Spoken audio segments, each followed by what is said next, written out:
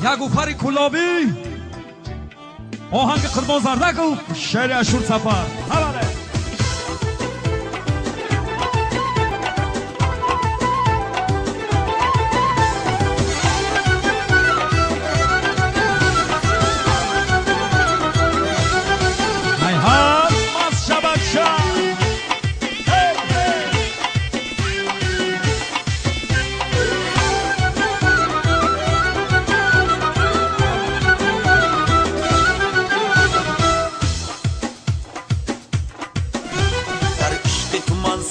این را تو ندانستی وای دو غزلت گفتم این را تو ندانستی در عشق تو من سوختم این را تو ندانستی وای دو غزلت گفتم این را تو ندانستی از کوچه ما باره خندیده گذر کردی از کوچه ما باره خندیده گذر کردی ما می جرحت روفتم این را تو ندانستی ما می جرحت روفتم این را تو ندانستی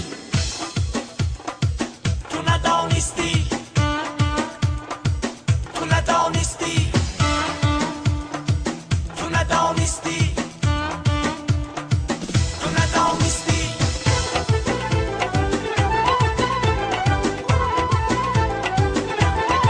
بله بله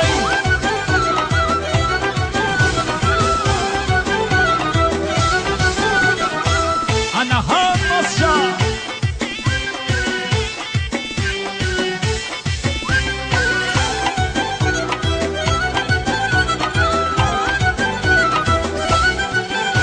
در عشق و وفا اول من خام بودم بسیار در عشق و وفا اول من خام بودم بسیار امروز ولی پخته این را تو ندانستی امروز ولی پخته این را تو ندانستی در عشق تو من سوختم این را تو ندانستی وای دو غزلت گفتم این را تو ندانستی